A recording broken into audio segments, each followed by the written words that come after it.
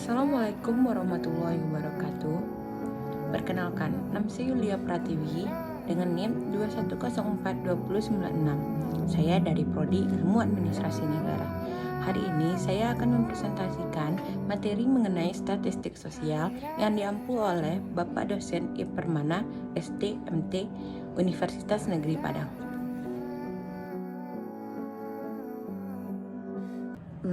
Untuk awalnya kita akan mempelajari mengenai dasar statistika. Statistika adalah sebuah ilmu yang mempelajari bagaimana cara merencanakan, mengumpulkan, menganalisis, lalu menginterpretasikan, dan pada akhirnya mempresentasikan data. Singkatnya, statistika adalah ilmu yang bersangkutan dengan suatu data. Pada ilmu statistika kali ini, kita akan mempelajari beberapa subbab materi. Yang pertama adalah Measure of Central Tendency atau pemusatan data. Pemusatan data atau central tendency adalah sekumpulan angka-angka yang mewakili pusat atau titik tengah distribusi data. Terbagi dalam tiga unsur. Yang pertama ada mean, yang kedua ada median, yang ketiga ada modus. Untuk ukuran pemusatan data mean artinya adalah satu dari sekumpulan nilai yang dibagi dengan jumlah nilai total dalam kumpulan angka atau nilai tersebut, atau dengan kata lain adalah menjumlahkan semua angka yang dimiliki dan membaginya dengan beberapa banyak angka yang harus dijumlahkan. Biasanya mean ini kita gunakan untuk mencari rata-rata dalam satu bilangan jumlahan atau pusatan data. Untuk pemusatan data yang kedua adalah median. Median adalah titik di mana separuh nilai dalam kumpulan data berada di atasnya dan separuh nilai dalam kumpulan data berada di bawahnya, sehingga mendapatkan nilai tengah yang sebenarnya. Itu adalah pusat dari kumpulan data yang diurutkan dalam arti sebenarnya. Maksudnya di sini, mean merupakan nilai tengah-tengah dari data yang sudah kita urutkan. Cara untuk menghitung nilai median adalah: 1. Urutkan semua angka dalam data yang kita punya, dari yang terbesar sampai yang terkecil. Yang kedua, hitunglah semua angka tersebut dan tanda yang berada di tengah. Angka yang berada di tengah setelah semua data kita urutkan tersebut akan menjadi nilai median dari data yang kita urutkan. Untuk yang ketiga merupakan modus. Sederhananya, modus adalah nilai dalam distribusi data yang paling sering muncul. Kelebihan dari modus ini adalah bisa dihitung secara cepat dan manual, karena seringnya di dalam satu data, angka yang sering muncul akan langsung terlihat atau mencolok. Maka dari itu, kita dapat langsung menemukan modus dan data yang didistribusikannya. Untuk subbab kedua yang akan kita pelajari dalam materi kali ini ialah bagaimana cara menghitung nilai pemusatan data. Di sini saya akan mengajarkan cara untuk menghitung nilai dari pemusatan data yang telah kita pelajari sebelumnya, yaitu mean, modus, dan median. Subbab materi yang ketiga yang akan kita pelajari adalah ukuran utama variabilitas. Secara umum dan statistik, ukuran variabilitas adalah cara untuk mendeskripsikan perbedaan-perbedaan yang didapat dalam mendistribusikan data. Secara statistik, ukuran variabilitas menggambarkan bagaimana nilai dalam kumpulan data tertentu berbeda satu sama lain dan mengukur hal-hal seperti bagaimana penyebarannya atau seberapa mengelompokkan titik-titik dari distribusikan data tersebut. Di sini kita memiliki tiga unsur yang akan kita pelajari dalam ukuran utama variabilitas. Yang pertama, rentang, yang kedua, deviasi standar, dan yang ketiga, varian. Untuk unsur yang pertama yang akan kita pelajari ialah rentang. Rentang adalah yang paling sederhana dalam variabilitas dispersi. Seberapa penyebaran titik-titiknya seringkali dapat dihitung dalam 5 atau 10 detik. Rumusnya adalah R sama dengan H dikurang L.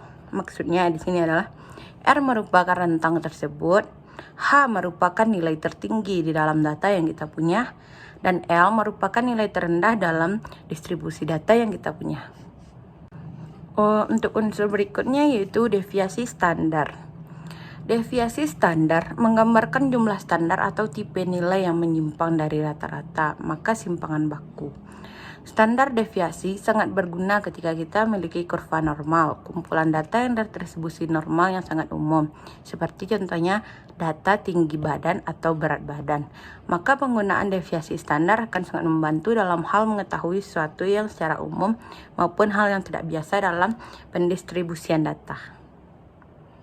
Dan unsur yang terakhir dalam variabilitas data ini adalah varian. Varian adalah pendistribusian data yang sederhana, bisa dikatakan adalah kuadratnya deviasi standar.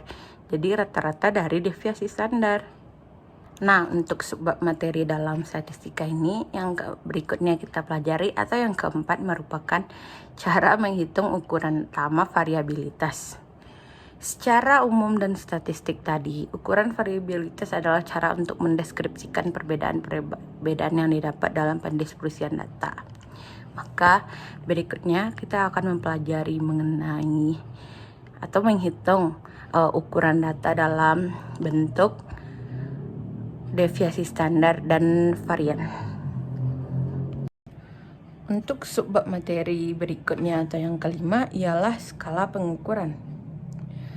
Skala pengukuran adalah pengukuran sederhana yang menggambarkan sifat data. Ini merupakan cara untuk mengkarakterisasi apa yang dibicarakan tentang ada dalam lembar kerja. Contohnya, jenis data apa yang bisa kita lihat. Dalam skala pengukuran ini terdapat 4 unsur, yaitu nominal, ordinal, interval, dan rasio. Unsur pertama yang akan kita bicarakan yaitu nominal. Dalam data nominal, poin satunya yaitu tidak dihitung berdasarkan angka atau non-numerik. Jadi data yang kita hitung itu hanya bisa menjadi data kualitatif. Contoh datanya yaitu seperti gender, yaitu terdiri dari pria dan wanita, pilihan politik atau partai, dan suku, yaitu merupakan seperti Batak atau Minang. Sedangkan unsur untuk data ordinal yaitu bisa menjadi data kualitatif maupun kuantitatif. Di dalam data ordinal bisa menjadi teratur dan bisa menjadi terurutan. Poin selanjutnya yaitu item diurutkan ke arah yang bermakna atau yang berarti. Dan poin berikutnya, jarak antar item belum tentu sama. Contohnya ialah dalam balapan. Seseorang yang bisa lari dalam jarak 5 meter dalam 10 menit dan seorang lainnya bisa menjadi 15 menit dan yang lainnya bisa menjadi 10 menit. Itu akan diurutkan. Untuk data kualitatifnya bisa dituliskan berdasarkan yang pertama, kedua, dan ketiga. Sedangkan untuk data kuantitatifnya akan diurutkan berdasarkan 1, 2, dan 3. Unsur berikutnya yaitu data interval. Data interval poin pertama yang bisa kita lihat adalah datanya berbentuk numerik atau kuantitatif. Jarak antara item memiliki nilai yang sama dan mengandung makna pula. Bisa memiliki nilai 0 dan yang terakhir tidak bisa disamakan atau dimaknakan. Contohnya, jam dalam sehari dapat dituliskan dengan jam 1, jam 2, jam 3. Temperatur bisa dituliskan dalam Fahrenheit dan Celsius.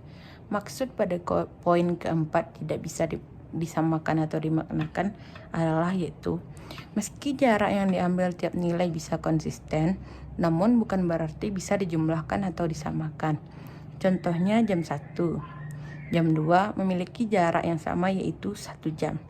Namun tidak bisa tersebut menjadi jam 1 ditambah jam 1 menjadi jam 2. Tidak bisa kita hitung berdasarkan hal tersebut.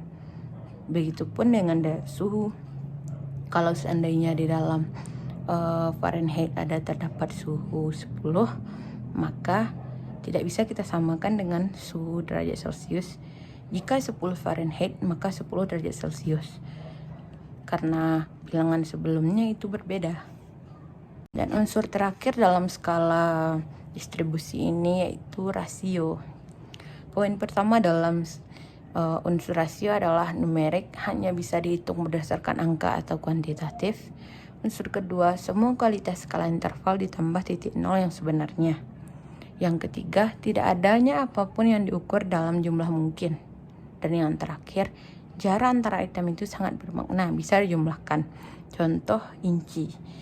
Jika kita memiliki ukuran 10 inci dan 20 inci, jarak keduanya itu sama-sama memiliki 10 inci. Dan bila kita jumlahkan 10 inci ditambah 10 inci, maka hasilnya akan mendapatkan 20 inci.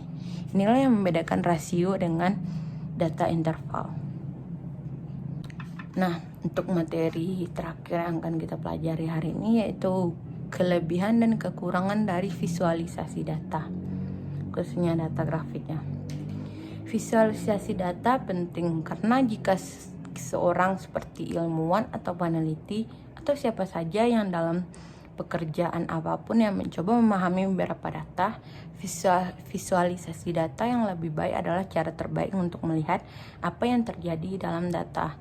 Sehingga sebagai satu contoh, visualisasi data adalah cara paling tepat untuk mengidentifikasi hal-hal seperti outlier dan nilai ekstrem.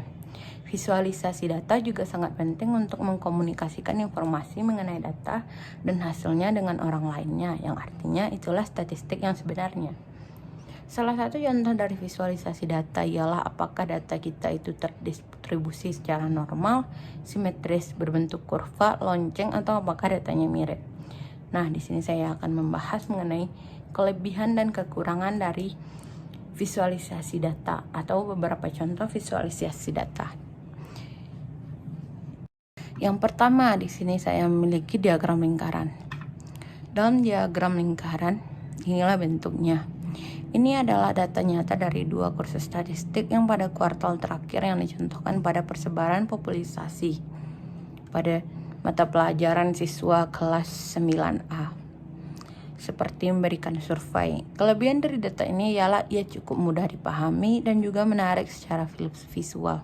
Namun, kekurangan dari diagram ini adalah diagram ini hanya memberikan sedikit informasi yang hanya memberitahu presentasi orang dari setiap kategori, frekuensi seberapa sering, atau seberapa umum hal atau tanggapannya.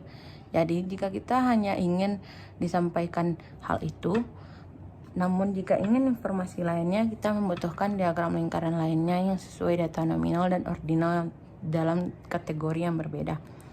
Maksudnya di sini, diagram lingkaran ini kelebihannya itu menarik karena langsung terlihat dan juga visualnya berwarna.